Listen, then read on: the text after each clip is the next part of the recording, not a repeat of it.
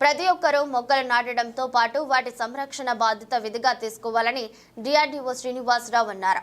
బుధవారం నాడు కొల్చారం మండలం రాంపూర్ గ్రామంలో నా మొక్క నా బాధ్యత కార్యక్రమాన్ని చేపట్టారు. ఈ కార్యక్రమాన్ని డిఆర్డీఓ శ్రీనివాసరావు ముఖ్య అతిథిగా హాజరయ్యారు. అనంతరం గ్రామ పంచాయతీ ఎస్సీ కాలనీలో నా మొక్క నా బాధ్యత నినాదంతో సంఘంలో ఉన్న ప్రతి మహిళ ఇంటికి ఒక మొక్కను వారి స్థలంలో ఇంటి ఆవరణలో పెంచి 3 సంవత్సరాల వరకు దాన్ని కాపాడి సామాజిక సేవలో భాగంగా సమాజాన్ని అంకితం చేయాలని డిఆర్డీఓ శ్రీనివాసరావు గ్రామంలో అందరికీ భాగస్వామ్యం చేయాలని అన్నారు. కార్యక్రమాన్ని డిఆర్డీఏ ఐకేపీ ఆధ్వర్యంలో చేయాలని, ఈ విధంగా అన్ని గ్రామాల్లో మండలాల్లో విధులు విజయవంతం చేయాలని సూచించారు.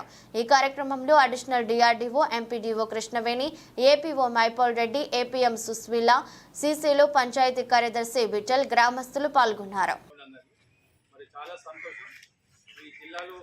దాదాపు 1,32,000 మంది ఇలాంటి సంఘ సభ్యులు ఉన్నారు. మరి అందులో మనం మీకు అందరికీ తెలుసు, మంగమ్మ అంటే 20 ఏళ్ళ నుంచి నేను సభ్యురాలుగా ఉన్నా సార్. ఆ రోజు 10,000 తీసుకున్నాం, ఈ రోజు 2 లక్షలు తీసుకుంటున్నాం, గ్రూప్ అంతా కలిపి 20 లక్షలు తీసుకుంటున్నాం. మరి ఆ రోజు ఒక్కొక్క రూపాయి పొదుపు చేసినాం. కానీ దాన్ని నమ్ముకొని మేము ఈరోజు చిన్న చిన్న కష్టం చేసుకుంటూ వ్యాపారాలు చేసుకుంటూ చాలామంది పైకి వచ్చినాం అనే ఒక మంచి మాట చెప్పింది. మరి నిజంగానే గవర్నమెంట్ ఆ రోజు సంఘాలు పెట్టి సంఘ బలం అన్నారు. అంటే ఒక్కరు ఉంటే ఈజీగా ఇచ్చేయచ్చు, ఒక 10 మంది ఉంటే ఏమీ చేయలేరు అనే ఒక ఉద్దేశంతో ఆ 10 మందిని ఒక దగ్గరికి తెచ్చి ఒక్కొక్క రూపాయితో మొదలుపెట్టిన ఉద్యమం ఈరోజు లక్షలాది రూపాయలతో మీకు ఎక్కడ బయట ఎవరింట్లో చేతు దాపకుండా ప్రభుత్వం దగ్గరనే ధైర్యంగా మీరు తెచ్చుకునే దశకు వచ్చిందంటే ఆడవాళ్ళ మీద ఉన్న నమ్మకం ప్రభుత్వానికి ఈరోజు మన జిల్లాలో 569 కోట్ల రూపాయల రుణాన్ని మీకు సంవత్సరం పొడవునా ఇస్తున్నారు. అంటే వందలాది కోట్ల రూపాయలను మీరు తీసుకుంటున్నారు, మళ్ళీ కడుతున్నారు. అంటే అంత నమ్మకం మీ మీద ప్రభుత్వానికి ఉన్నది. కాబట్టి మరి రకరకాల కార్యక్రమాలు కూడా మీ పేరు మీదనే ప్రభుత్వం మీకు ఇవ్వడానికి సుముఖంగా ఉంది. ఇప్పుడు రేపు ఒకవేళ సింగరమ్మ ఇల్లు వచ్చినా, ఏ కార్యక్రమం వచ్చినా ఆడవాళ్ళ పేరు మీద చేస్తుంది, మహిళల పేరు మీద. ఎందుకంటే మీకైతే కుటుంబానికి మొత్తం లాభం జరుగుతుందనే ఒక మంచి ఉద్దేశంతో ప్రభుత్వం చేస్తున్న క్రమంలో మరి మనం ఆర్థికంగా ఎదిగినామమ్మా, రూపాయి పెట్టుకున్నాము, కడుతున్నాము, తెస్తున్నాము, లక్షలాది రూపాయలు ప్రభుత్వం నుంచి లాభం పొందుతున్నాం. మరి ఈ క్రమంలో బియ్యం తీసుకుంటున్నాం, ఉచిత కరెంటు తీసుకుంటున్నాం, సిలిండర్ తీసుకుంటున్నాం. ఇలా చెప్పుకుంటూ పోతే ప్రభుత్వాలు మనకి ఎన్నో సంక్షేమ పథకాలు ఇస్తాం. మరి ఒక మహిళా సభ్యురాలుగా మనం ప్రభుత్వానికి ఏమి ఇస్తున్నాం? తిరిగి మన చేతుల మీద ఏమన్నా ఇస్తున్నామా? మరి మేమే పేదోళ్ళము, మేమే డబ్బులు సంపాదించే పరిస్థితిలో లేము, కూలీ నాలి చేసుకుంటున్నాం. మాకు వచ్చే 400-300 మా ఖర్చులకి అయిపోతున్నాయి, మేము ఇచ్చే స్థితిలో లేము సార్ అంటారు. చాలా నిజమేనమ్మా, మనం ధనవంతులం కావాలంటే డబ్బు లేదు మన దగ్గర. కానీ మన దగ్గర రక్తం ఉంది, చెమట చుక్కు ఉంది, మనం పనిచేసే స్వభావం ఉంది, మన కాళ్ళు చేతులు చాలా గట్టిగా ఉన్నాయి, మనం కష్టజీవులం.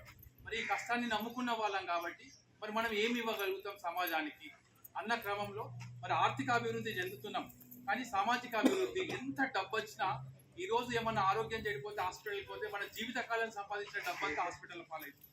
కారణం ఏంటి అని అంటే మనం మంచి వాతావరణంలో బతకలేకపోవడం, కలుషితమైన వాతావరణంలో కలుషితమైన నీళ్లు, కలుషితమైన గాలి. చెప్పుకుంటూ పోతే ప్లాస్టిక్ చూడండి, ఊరంతా మనం ఇంకా మీరు క్లీన్ చేసుకున్నారు కానీ ఎక్కడికక్కడ ప్లాస్టిక్, ఎక్కడ మనం పోతాం కానీ దాన్ని ముట్టాం. మన జీవితకాలం 100 సంవత్సరాలు అయితే అది 1,00,000 సంవత్సరాలు బతుకుతుంది మనం తీసేయకుండా. అది భూమి పొరల్లో పోయి నీళ్ళు ఇంకకుండా చేస్తుంది, నీళ్లు లేకుండా చేస్తుంది భూమి లోపల. దానివల్ల 62 రకాల క్యాన్సర్స్ వస్తున్నాయమ్మా. ఒకసారి మనిషి క్యాన్సర్ వచ్చిందంటే ఇక మనిషి బతకడం అనేది చాలా కష్టమైపోతుంది. మనకు తెలియకుండానే మనోళ్ళు ఏం చేస్తున్నారంటే అక్కడ పెట్టి అగ్గి పెడుతున్నారు. ఆ పొగ పీల్చుకోవడం వల్ల 62 రకాల క్యాన్సర్లు వస్తున్నాయి. మనం అనుకుంటాం భగవంతుడు నశివం మంచిగా లేదనుకుంటాం, కానీ మన ఆరోగ్యం మన చేతుల మీదకి వెళ్ళి జడగొట్టుకుంటాం. మరి ఏం చేయగలుగుతాం మనందరం? మన పేద మహిళలు ఏం చేయగలుగుతారు? మన మహిళలు ఏం చేయగలుగుతారు? కనీసం ఒక మహిళ ఒక మొక్కగా తన బాధ్యతగా పెట్టి ఒక 3 సంవత్సరాలు పెంచితే అది తన జీవిత కాలంలో అది బతుకుతుంది 300 సంవత్సరాలు. తన జీవిత కాలంలో ఇట్లాంటి చెట్టు 32 లక్షల రూపాయల ఆస్తి ఇస్తుంది ఈ సమాజానికి. 32 లక్షల రూపాయల ఆస్తి. మొన్న కరోనా వచ్చినప్పుడు ఏం చేసిండ్రు? ఆక్సిజన్ సిలిండర్ పెట్టిండ్రు. దొరకలేదు, ఉన్నోళ్ళకే దొరికినాయి, మనకు దొరకలేదు. ఉన్నోళ్ళకే రికమెండేషన్ చేసి సిలిండర్లు పెట్టుకొని కొంతమంది బతికిండ్రు, కొంతమంది చనిపోయిండ్రు. మరి ఒక్క ఆక్సిజన్ సిలిండర్ ధర 1,200 రూపాయలు. ఒక రోజు మనిషి బతకాలంటే కనీసం 12 నుంచి 20,000 రూపాయలు పెడితేనే, ఆక్సిజన్ పెడితేనే ఆ మనిషి బతికిండు. అట్లా వారం నుంచి 15 రోజులు సిలిండర్ మీద ఉన్నారు. మరి 8 కిలో వస్తుంది ఆక్సిజన్ అంటే ఒక చెట్టు ఇస్తుంది ఆక్సిజన్. మరి మన చేతులతో ఒక మొక్క పెంచారు, నేను కాదనట్లేదు. కానీ ఈ రోజు మీరు ఇప్పుడు ఒక మొక్క పెట్టినామా? మీరు పెట్టట్లేదు. మీతో పాటు ఈ జిల్లాలో 1,32,000 మంది వాళ్ళ చేతులతో ఒక మొక్కను పెంచుతారు. అంటే మహిళా శక్తి అంటే ఏంది అని అంటే మీరు అనుకోవచ్చు నేను ఒక్కళ్ళే ఏ అమ్మ ఆగు ఏ మీరు ఒక్కరు పెడతలేరు ఈరోజు మీతో పాటు 1,32,000 మంది పెడుతున్నారు. అంటే ఇన్ని మొక్కలు కనుక మన జిల్లాలో రాబోయే ఒక 3 సంవత్సరాల్లో పెంచి ఈ సమాజానికి బహుమతిగా ఇస్తే దాదాపు కోట్లాది రూపాయల విలువైన ఆస్తిని ఈ సమాజానికి ఇచ్చినట్టు లెక్క. మరి పేదోళ్ళం ఏం చేయగలుగుతామంటే ఇగో పేదోళ్ళం మేము క్లీన్ చేయగలుగుతాం సార్. మేము క్లీన్ చేసుకొని మా ఆరోగ్యాన్ని పరిరక్షించుకుంటాం. గ్రామానికి ఈరోజు చూడండి మీ చేతుల మీదకి వెళ్ళి క్లీన్ చేసింది కాబట్టి గ్రామం సుందరంగా కనబడుతుంది. రేపు ఎవరైనా నచ్చినా గ్రామం ఇంత బాగుంటుందా?